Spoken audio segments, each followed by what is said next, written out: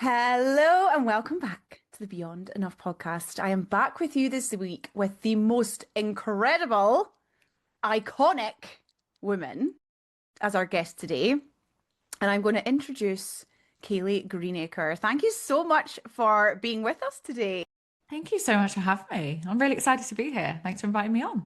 course, it's so good to see you. So I'm going to let Kayleigh give us a quick introduction and then we're going to dive into the stories behind that. So Kayleigh, yes, tell us a little bit about you for anyone that has, fallen off the face of the earth and doesn't know.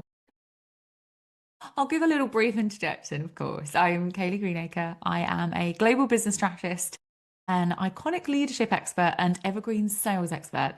I basically support female entrepreneurs to become iconic leaders in their industry so that they can create sales on repeat using evergreen ecosystems. So that's kind of what I do. And I know we'll probably dive into this anyway, but a lot of the reason why the work that I do actually exists is one of my reasons why is my daughter. She is a massive, I say inspiration, but she's my biggest kind of reason why, and my motivation for creating this, wanting to prove or show her what women are capable of. And then obviously this created a movement and allowed me to see how much of an impact that I can create, but also an impact that other people can create on people's lives as well. So kind of really building that ripple effect. I love that. And I think as a fellow mama, our children do, don't they? They spark something off in us. Do. And I think they are the biggest driver, I think, especially once they start to get older and you're like really having conversations with them about what life can be. Yeah. Characters come out, don't they, when they get older? And I think with my daughter as well, when I started my business, to give a bit more of a backstory. So I started this business when she was 3. So obviously back then she didn't really know. She didn't understand what a business was. She just saw mummy working. And I used to be an assistant head teacher as well. So my background was in education and I worked my way up my career ladder very, very quickly in my 20s, was one of the youngest assistant head teachers in the area. And it was great. It was fantastic. I loved what I do. But then COVID hit, right? Disruptive, obviously, times, in history. And it was almost as if it was like my realization and wake up call. I was looking down at my daughter. I was going through a divorce at the time, lots of personal changes. And I remember saying to myself that, or well, thinking to myself and looking down at my daughter, Sophia, and thinking, do you know what? I'm going to show her like what we as women are capable of. Because I feel like I was going through my own healing journey and dealing with a lot personally. So I had to approach that and think about it. But at the same time, it kind of created this activation inside of me to think, do you know what? I'm going to show her what's possible. And I'm going to help as many people as possible as well along the way. I love that. And thank you for sharing that. And I love how your background is in teaching because really a lot of what we do as coaches is also teaching. Like there's a lot of crossover, I think. And I see a lot of women struggle with that line, like the point where they're teaching, or for example, you've got the iconic movement, right? And your frameworks and all the things that you do. But I think for a lot of women who go, especially in coaching, they're like, well, I'm a coach, like, and they struggle with that training side. Like, how do I bring these frameworks to life for people so that I can then bring them into containers and coach them, right? Yeah, I think it's so interesting, isn't it? I think in the online space, there are people who are coaches, who are consultants, who are strategists, who are teachers, who are mentors. I think there's lots of blurred lines between what do each of these Yeah. stand for. But ultimately, they all link really, really well together. And I do a little bit of both, like of all sorts. Like I absolutely, the teacher in me is always going to teach and share the strategies so that people can implement. But at the same time, I do coach at that deeper level and really kind of try to question and challenge my clients, but then I mentor them as well and tell them what to do when, and we look at the numbers, the data, the facts, the figures. So it's really interesting. I think there's definitely a blurred line with it, but I think it all works really, really nicely together. And 100%, I think I've come across so many teachers in the online space or ex-teachers. People will say, oh, you used to be a teacher as well. I'm like, yeah, did you? Like, yeah. Because there's definitely a crossover there. There's definitely a connection that if you can teach, you can do anything. Like you can absolutely coach, mentor. You can ultimately, create that future for how you want it to be. Because I feel like as a teacher, you have multiple skills. You have to be what's the word?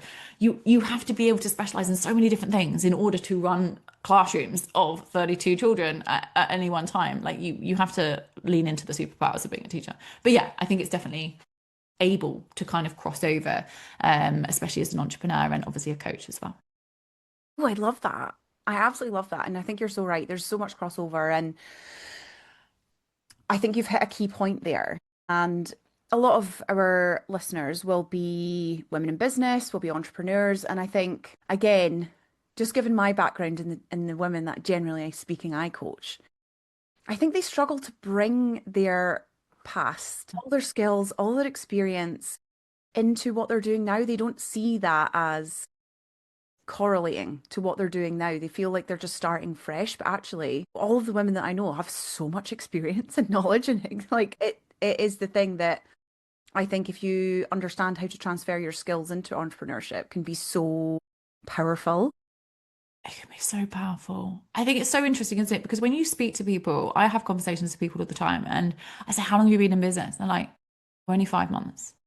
Okay, but but what did you do before that? Absolutely. What are your skills? What is your expertise?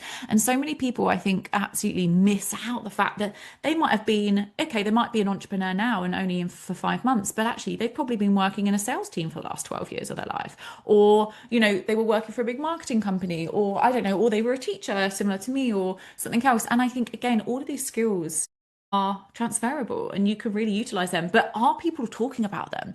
Like, are people saying, rather than, oh, I've only been in business for 5 months, and people shy away from that, which actually they should own it, by the way. Like, if you've been in business for 5 months, good for you. Like, that's incredible. Like, keep going. But I feel like people should say, they should highlight to their audience, to their ideal clients, like, well, I've got this incredible business and I've actually got 12 years experience in X, or, communication skills if they've been, in customer care or services, whoever or whatever their background is. Like, that's incredible. Bring that to the table, because ultimately that will help shape who they are as a leader. And I feel like that's such an important thing to kind of really bring to life and bring to the table when they're looking at their marketing, their messaging, and ultimately showing people who they are as an individual. Yes. Yes, Kayleigh, I absolutely love it. And I couldn't agree more. I think being able to leverage all Mm. of your experience and really draw from that can make all the difference. And again, I do think it comes down to confidence. I think it comes down to those worries about how people will perceive them. But you're right, even 5 months, if you've done 5 months in business, well done. It is wild out here and it's hard. I think a lot of the women I speak to, I really encourage them to just enjoy where they're at. Like, you don't have to be 10 steps ahead. Just enjoy where you are right now, because actually that's good enough. Yeah. I think it's interesting, isn't it? Because there is a lot of noise out there, and it's so easy, as people say, it's so easy to see the highlight reels of everyone, which is so true. And I think a lot of people, we've all probably done it, where we kind of put ourselves into that comparison, don't we? And we compare ourselves to people who are 10 steps ahead of us, or people who have been given an opportunity because of X, whatever it may be.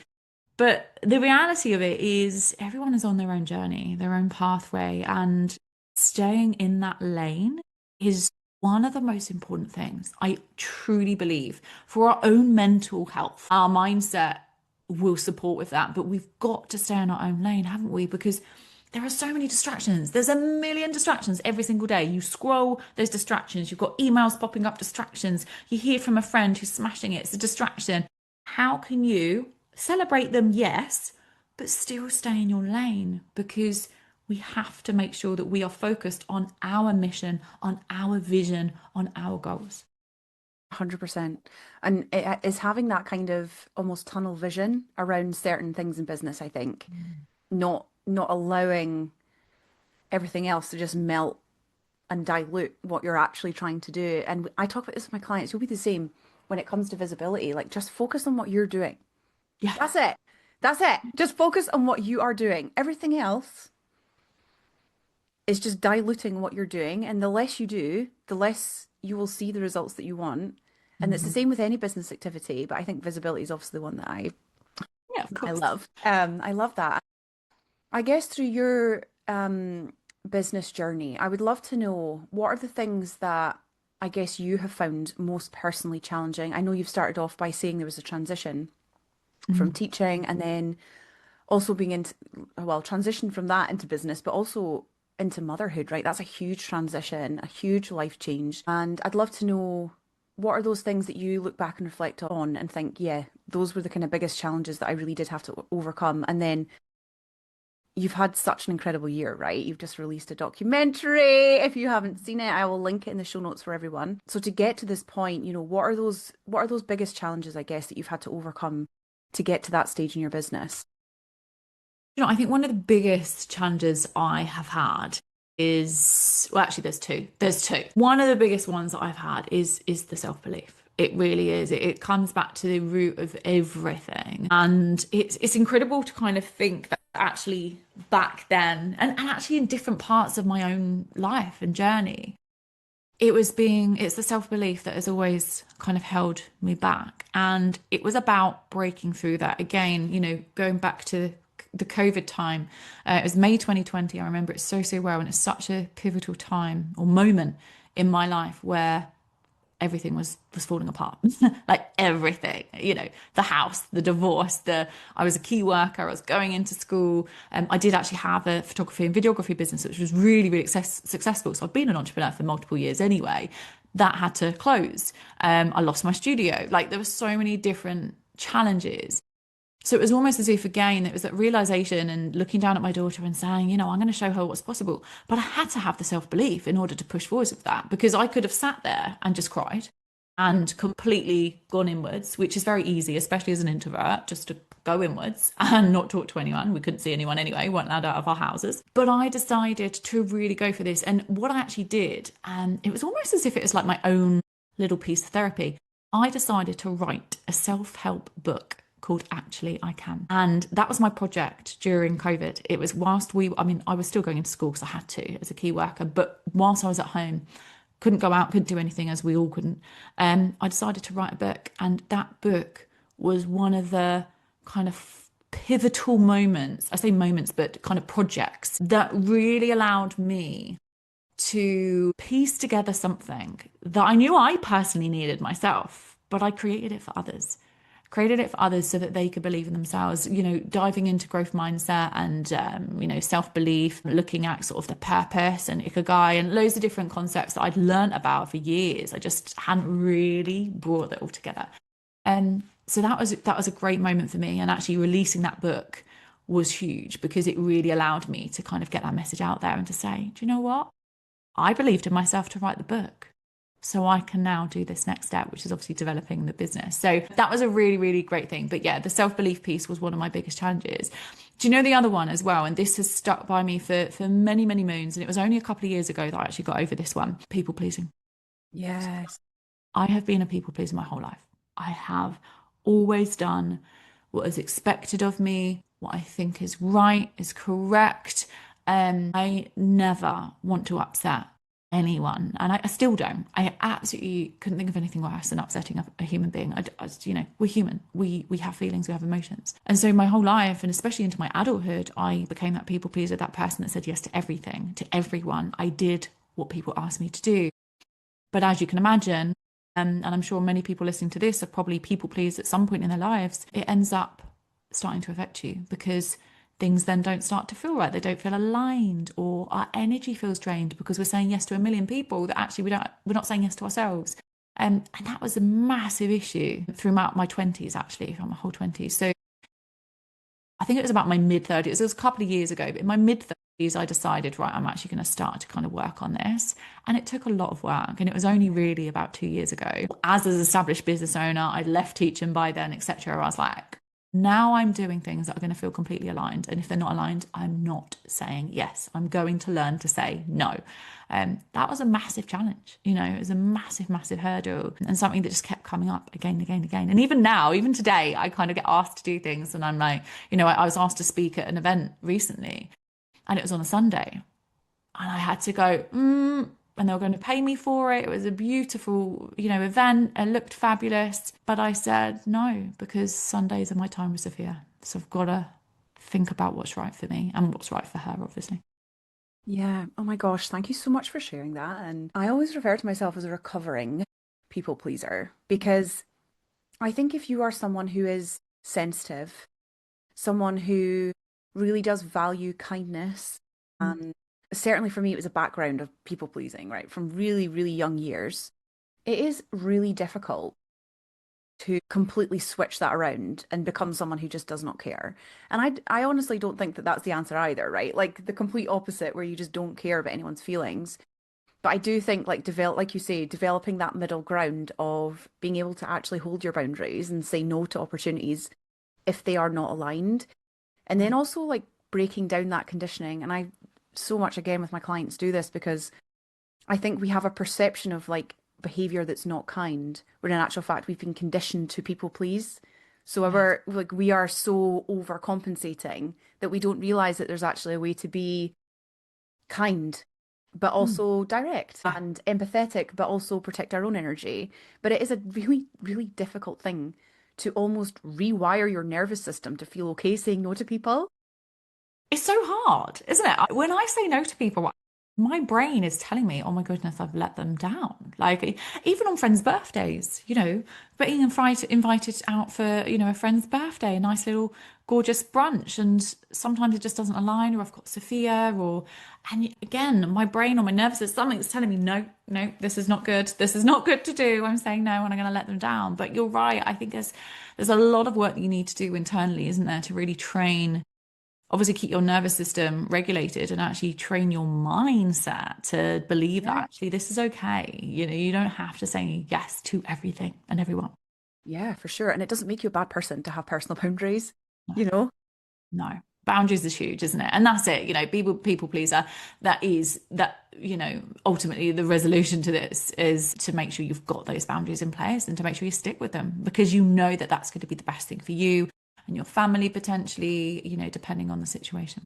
Yeah, for sure. And I think for business as well, I think it's so easy, especially in those early stages, and you'll see a lot of clients the same. It's really early in those early stages, really easy in those early stages to say yes to everything because Yes. excited, you're ready, you want to do everything. Yeah. But actually, sometimes you're then just spending lots of time on things that aren't needle moving, and you end up getting caught up in the hype of it all rather than the business activities that actually do start to move you forward. Yeah, I 100% agree. I think it's really interesting, isn't it? That I would definitely say in your first sort of year of business, it's so easy to say yes and actually take advice from people when actually not everyone's advice is what's good for you. This is an interesting Yes. point to make, because I feel that we can all offer advice, right? Every person, every human being out there will be able to offer advice, especially if they've got authority and they've got expertise and they've been years in business, etc., thinking mentors, trainers, etc., coaches. But it doesn't necessarily mean it's the right advice. And I think that's so important to identify. I always say, like, I don't know about you, but for me, it's all about gut instinct. If my gut is telling me this doesn't feel right, I now know that I shouldn't do it. And it's so interesting in any aspects of life, whether it's to do with personal, to do with relationships, to do with whatever, making decisions in your business. If your gut is saying no, either don't do it or at least think about it and do a little bit of a risk assessment. Do something that's going to support you and help you to make that decision that's actually going to feel right to you. Because I don't think we should always listen to people's advice if it's not right for us, because it's probably advice that works for them, not necessarily for us.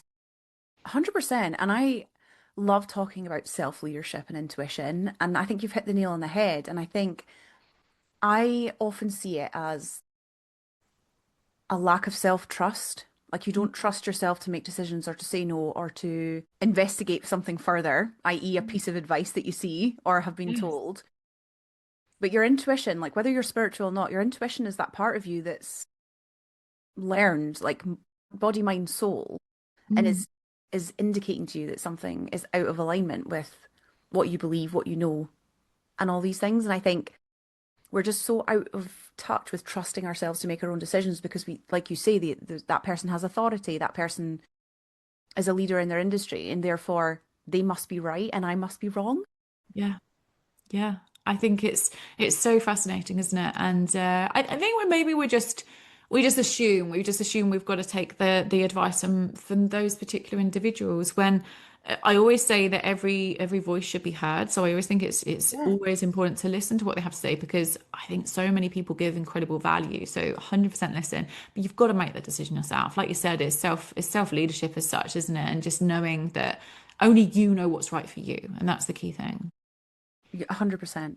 Okay, so I would love to know what your experience has been like creating the documentary. Oh my goodness. The documentary, wow, what a project. Where do we start?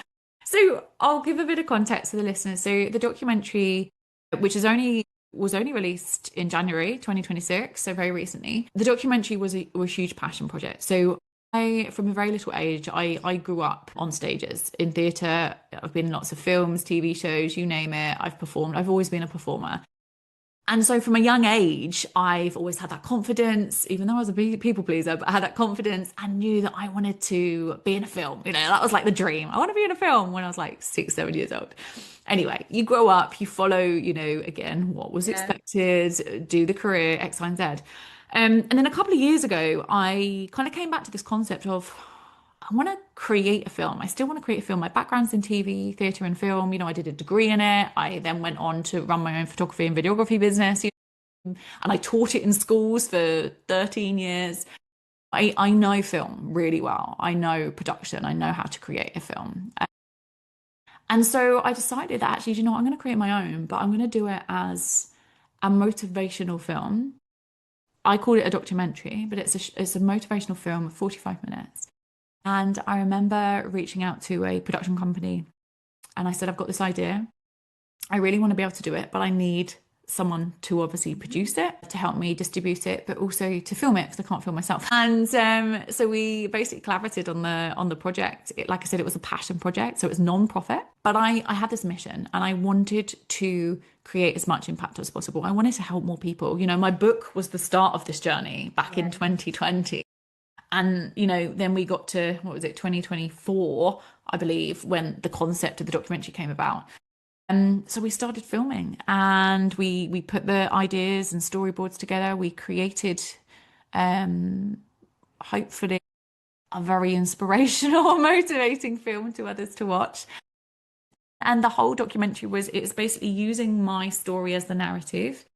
But we had so many people involved. We had like my childminder from when I was like a child in it. We had my brother, my mum and dad, lots of my school friends, then obviously going to my clients, current clients now, my best friends now, my own mentor, different people that have been a massive, massive part of my life. And the idea was it wasn't to highlight this, the incredible wins of my journey. It was nothing to do with earning money at all. I didn't even want to factor in and bring in this topic of conversation around revenue because it's not what's important. That's always a byproduct of the impact you create in my eyes.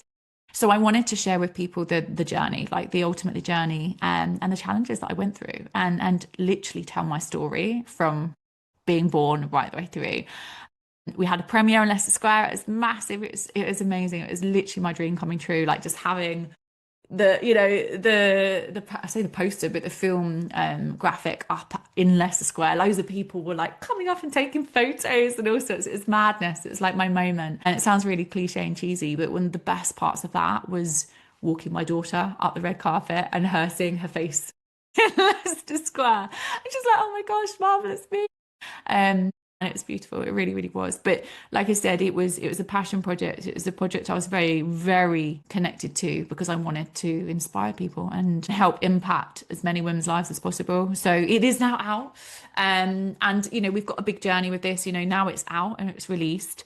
This is just the start of it. So we want to, take it into schools. My bigger vision is to again get into schools more and travel around the country and really support girls, and individuals. It doesn't have to be just girls. I know I specifically help women, but individuals to believe in themselves because if you've got that self-belief, anything is possible. Yes. Oh my gosh, Kayleigh. It's so inspiring. And I think there will be so many women listening who have that thing, right? Like they've got that thing. They know they want to do it, but maybe they just haven't got to the point yet where they're like, okay, how am I going to bring this together? And again, it comes down to that self-belief piece, doesn't it? Of, Always does. yeah, if you want to make it happen, you can. Yeah.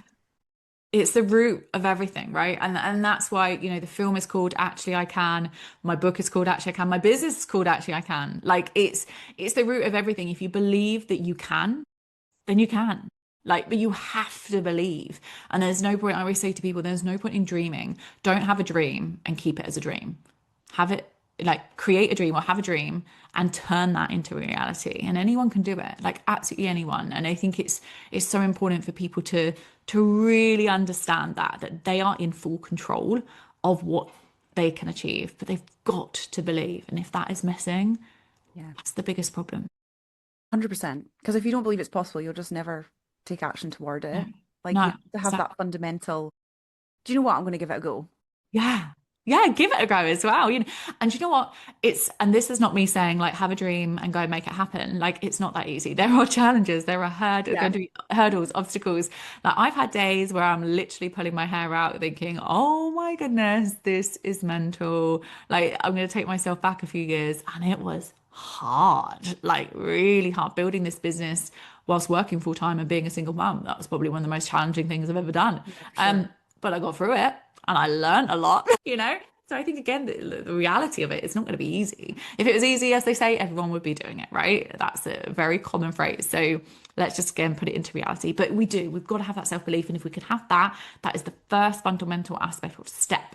And then we can go, right now, what's the action plan? What's the strategy? What's going to help us get? Yes. Yes. And do you know what? 9 times out of 10, I feel like the strategy follows.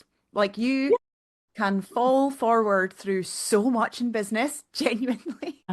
Like 100%. And I think as well, don't you? I mean, I know you'll agree with this, Amy, but I think as well, when you've got that self-belief and you really have a mission. You know your values. Everyone's got to obviously make sure that they're clear on their core values, and most people are in business. And when you have that vision and you've got your mission to work towards, I feel like when you've got that self-belief at the root of it, everything does start to fall into place. Things start to align. And I'm not saying that everything will work, like it won't, as we mentioned earlier, there will be challenges, obstacles, hurdles, etc. But I do think things will start to fall into place and things will start to happen as well. I think sometimes when you take a step, opportunities open, new opportunities Yes. open, you get more visible. Opportunities are going to come your way. Like you've got to put in the work, but at the same time, you've still got to keep that belief in you of you can do it, even when you're having the most challenging day ever. Switch off, take yourself out for a walk, do whatever kind of really roots you, but know that tomorrow is a fresh start, a new beginning, a new opportunity. Yeah, for sure. And again, just thank you so much for sharing that because I think it's so easy to gloss over the challenges. It's so easy to gloss over the fact that I think there's a perception that you get to a certain place in business or career, right? Or in Yes. life, Yeah, and yeah. everything's fine. And that's just so far from the truth. But I think once you get your head around the fact of, yes, there are going to be challenges. Is this thing worth it to me? Do I believe I can make it happen? You start to be able to then have that's almost perspective, right? Of it doesn't seem so heavy when the challenges do come because you know that there's something on the other side of it. Yeah, absolutely. Having that vision, sticking with that vision and knowing that these challenges, it's just a phase. It's just a moment. It's just a time. Do you know, one of the biggest pieces of advice that I give my clients with kind of challenges, because I'm sure this will benefit other people, because there's a million different things that you can do with your mindset, etc., etc. But one of the most strategic things that I say to my clients that I do personally, in fact, I've got it here. I've got my list, my manual list. I'm a very much a notebook person. So if you're listening to the Same. podcast, I've just held up my diary, which is full of success lists. So basically, I call this a success list rather than a to-do list because it changes our mindset in terms of how we view it. And every Yes. day I have my success list, and I know that I've got to work through that success list. And it will support you with moving that needle forwards. It will support you with staying on track, staying motivated. And if there's any challenges that come up, I always say to people, write down that challenge in your success list. I say success list in your list. Um, and then with that challenge, turn it into a positive. Turn it into what can you do now or what can you learn from it that's going to support you in moving forward. So say, for example, you had, I don't know, a launch and no one bought. Okay, the first launch didn't go as planned. That's okay. You can tick off the fact that you've done the launch, but then think, right, what can I do next as part of that success list to support me moving forwards? Number one, have a look at the data.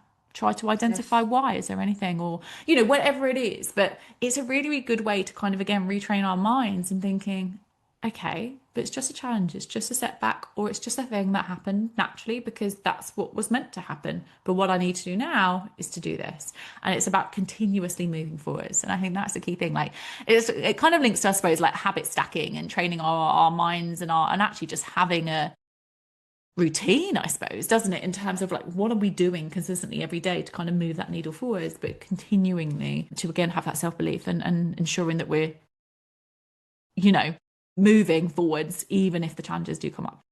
Yeah, for sure. Thank you so much for sharing that. I agree. And I could talk to you on that topic all day, but I would love for you to share with us. Obviously, you are the leader of the iconic movement. And I'd love to know your thoughts on leadership, iconic leadership. I think leadership is such a buzzword at the moment, and everyone's kind of, again, telling you their opinion on what leadership is and how to be a good leader. But as a woman who it has started this movement through a book, through a documentary, and through a very successful business, what are those things that for you are really important in creating this iconic movement as an iconic leader? And what are those things that you really encourage your clients to think about when it comes to creating their own movement, business, whatever it is that they're working towards, whether that, it's a documentary, a book, or a business, whatever that project may be. What are your thoughts around iconic leadership? Yeah, of course. This is one of my favorite topics to talk about. So, absolutely. So, I always say, to my clients, to my community, to my audience, it's very noisy, as we know, right, out there. And so many people are blending in, they're sounding the same. Yeah. AI is creating everyone's content. It's boring. It really is boring. And it's boring to look at, especially as I specialize in the leadership piece. It's so boring to read because you're just like AI, ChatGPT, ChatGPT. Then we've got videos and photos of people, and people are like, oh my goodness, you look amazing. And I'm like, it's created by AI. This is madness. So what I always say to people in terms of leadership is, number one, listen to the word lead. We've got to lead. We are here to create impact at the end of the day. We're here to change people's lives in whatever format that looks like. And so we have to lead people. We are not sheep. We are not here to be on this planet to follow other people. We're here to lead. We're here to create our own impact, and to inspire or motivate or whatever your vision, your values obviously link to. So when it comes to leadership, we've got to think about, first of all, what is the one thing that you're known for in the online space that no one else is? Like, what makes you stand out? And when people say to me, oh yeah, mindset, I'm a mindset coach that helps 35-year-olds go from A to Z. It's not Yeah. unique enough. It's not specific enough. So I always say to people, find your zone of genius, your one thing, first of all, that really does allow Yeah. you to be known for that particular thing. Even if you're not known for it yet, that doesn't matter. You can work on that. But find out what that thing is that really lights you up, that you're so passionate about that you could talk about every single day. So like me, I talk about being an icon or iconic leader every single day. If you went to my website, to my content, you read any email, everywhere you will see the word icon or iconic, and obviously leader attached to it, because it's what I breathe. I live and breathe this. And I know that this is the thing, and have done for, I think I've been doing it for over 3 years now, that this is the thing that's going to help people and support people. So people come to me when they want to stand out as an authority, but also when they want to create sales and repeat through evergreen ecosystems, which all links together as being an icon, right? So first of all, identify what that thing is that you want to be known for. That can really set you apart. And then what I say is, you've got to back yourself. So this Yeah. is the hardest bit. This is the hardest bit of leadership. I used to struggle with this because I used to be that person back in, hang on, what year are we in now? So January 2022, I Mhm. launched my very first group program called Unstoppable. It is now my best-selling program, but I launched it as an evergreen, and it was going to be evergreen. And my coach at the time said, no, you need to open cart, close cart, do launches X amount of times throughout the year. And I said, no, I don't want to do that. It doesn't feel aligned with me. I want to create something that's evergreen. And back then, evergreen wasn't really a thing. Like Mhm. it really wasn't. Like, I didn't know anyone doing evergreen. I went against every coach and mentor out there, and I created my own thing. And it was the best decision I made. And since then, obviously, people come to me to be an iconic leader and to create evergreen ecosystems. So it was the biggest kind of, it wasn't a risk, it was just a kind of a leap of faith to an extent. And I did the thing that no one else was doing. I did the thing that I was told not to do. And I stuck with it. I backed myself. And then I started talking publicly and openly that why are people getting exhausted over launches when they could be bringing consistent sales every single week, every single day, even depending on their business model. And I started to talk really boldly about it. And I didn't put launch people down, but I did say that there's a different way to bringing in revenue, reoccurring, or consistency in terms of sales without having to launch. So being able to back your thoughts, your opinions, your values, your beliefs is so important as a leader. Because if you can't do that, you might have your one thing, your zone of genius, but if you can't back it up and Hmm. stand for it, people won't want to work with you or they won't buy from you. And that is one of the hardest things that people struggle with is backing themselves. Again, we're not putting people down. I said earlier, I hate upsetting anyone, Yeah. but we have to stand for what we say we're an iconic leader in. Yeah. Otherwise, you're not a leader. So that is a really, really challenging part. So that's kind of like my first piece of advice. And obviously for this podcast is identify what and then back yourself and stand for it and really share with your incredible audiences and community like why is this the way, like how is this going to help people. And that's where people start to lead because people start to listen. If they see that you're saying something that other people are not or it's controversial, people will listen. And it's really great opportunity for you to share your vision, your values, your beliefs and your passion.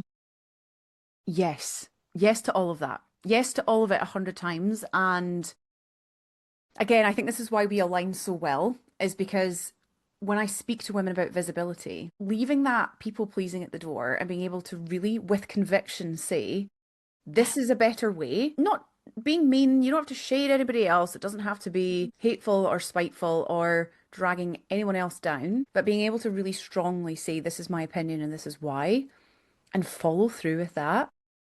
Yeah, It's incomparable. it is powerful. Like it really does give you the opportunity to be seen as a leader. And that is, like I said, it's one of the hardest things to do. I'm not gonna lie. It's not easy to find your authority space, and especially when visibility, obviously, you're the expert at visibility. Like this is the opportunity where you can stand up for what you believe in and share with the world, because ultimately that will help you massively with people listening. If people aren't even listening, you're getting lost. And that's the key thing. And again, I'm not saying to put people down or to, be so controversial that you're literally just offending people. That is not what it's about whatsoever. This is about standing up for what you believe in and sharing out so passionately that people can feel the passion. They can feel the energy. That's so important, right? If people can feel it, like we always say, don't we, that, your energy is a mirror. So ultimately, if you're showing up with conviction, with confidence, with clarity, with compassion, people are going to mirror that. That's what we want. So do that with the one thing that you're known for, and share that with your audience like that. Oh my goodness. Like it would be incredible if more people did it. They would see the results. They would see the return. Absolutely. 100%. And you know this is my thing. I get all Yeah, I teary know. when you talk about it, because I'm like, oh, yes. But it is like I always I always come back to this piece of I know so many people, men, women, all backgrounds, all over the world, making money with a single link and single product. Yeah. That's it. Yeah. We have overcomplicated, or mo a lot of women overcomplicate. I'm saying women because I also work predominantly with women, but we overcomplicate the process. We We do. overcomplicate it massively. And it's fine to get more complicated. It's fine to get more like add to your business, but if you haven't got that thing yet and you're not making sales with that one thing yet, you're wasting your time. And again, what we were talking about earlier, with all of this other noise around, that one thing and get really noisy about it. And if you do it well and people resonate with you, everything else just becomes so much easier. It really, really does. And it seems so simple, but it's so true. Stay focused on it. Like you were saying, I think it's so easy to be like, oh, I just need to, oh, that didn't work. I'm just going to create a new offer. I'm going to do a group program. I'm going to do a membership. I'm going to do this. I'm going to do that. Right. Let's just focus on one thing. One. Hmm. One. And this is exactly what I did with Unstoppable, though. Like it was the program that I launched and I knew I was going to make this work. And we're nearly at 200 people in that program. It's grown very gradually. And I'm not going to say like we had like 100 people join in a month because I don't do live launching. So we don't do that. We've got gradual consistency. But it's incredible that when you stick with something so specific that you're really, really passionate about, the results will come. They really, really do. So yeah, 100%. Stay focused on one thing and lean into that with all of your energy. It's amazing what can happen. Because I feel like when I have conversations with people and I say, what's your product suite? And they're like, well, I've got about 10 different courses here. I've got a membership. I've got one-to-one. I'm thinking of doing a mastermind. I'm like, well, let's pause for a moment. What's the signature core offer? What is that one thing? Yeah. Yeah. Yeah, I love that, Kayleigh. It's so right. And again, we're saying this from so much experience because we've done that before. We have Yeah. been down all the We've rabbit tested it holes, all. it all. When it comes to visibility, I see it all the time, and I used to do this all the time. And I think this is why we always teach what we needed to be taught, right? And someone's like TikTok, and then Threads, and then this funnel, and da da da da. And I'm like, let's just calm. Yeah. Let's just calm down a second. Because when you're trying to do 100 things, you're never ever doing one well until you've got a really, really great system and you've got to the stage where it is working for you. It's really difficult to then split your attention to all these different strategies. And it's the same with product suite. It's the same with visibility. It's the same with anything that you're doing in business. Mm. But again, it is like you say, just bring it in, stop Yeah. listening to the noise for a second and get really, really focused on that one thing that is actually going to work. And you can feel it. I know you know what I mean by that. Like you can feel it when it's right. Yeah. It feels aligned. It feels good. You feel really positive and passionate about it. Yes, son. 100%. I love that. Thank you so much for sharing all of this with us today, Kayleigh. I could speak to you for hours Welcome. and hours and hours and hours about all things leadership, business, motherhood, everything. But I wonder if you could share with us just what you're looking forward to next. Like, what is that thing that you're now really excited about? And yeah, when it comes to growing your business and what's next. So I think for me, it comes back to what I said at the very beginning of this episode, the ripple effect. So I'm very passionate about impact. I'm very passionate about supporting as many people as possible. And obviously with the documentary, with the book, with the business itself, with my kind of focus and connections in education as well, and the education side of my business also. Um, it is that ripple effect. I just want to help and impact and inspire as many females as I possibly can so that they believe in themselves and they go after their goals. So that is really my key focus for the whole of this year, just to keep getting that message out there, to keep supporting, to keep inspiring and sharing. Yes! I love it. It's gorgeous when you start to also see the ripple, like when you start to see it happening. And there's also crossover with people that we've connected with. And I'm sure for you, that's like, yes, like I can see people really moving out of their bubble. And that's how our impact starts to really, really create massive change, isn't it? Yeah, definitely. It really does, and it's so nice to see when you've put so much work into something and you see those results. But like I said, it doesn't have to be monetary results. My business is very successful. I'm very happy with, what we've made in terms of the business. But for me, that's not the main thing. Like the main thing for me is the impact that it creates and also showing my daughter what is possible for her when she grows up. 100%.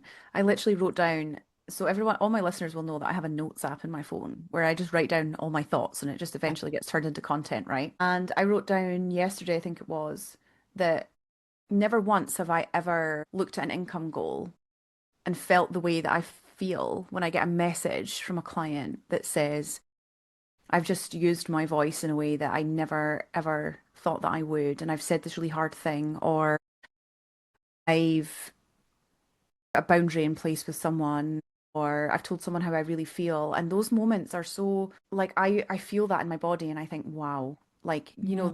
that for me will always trump any amount of Stripe notifications. I don't care what anybody says. Yes, it's a business. Yes, we have to be aware of these things, but it is never the same getting a financial gain as it is to getting like knowing that you've been a part of someone's journey, a woman's journey to using their voice in a way that they never believed they could.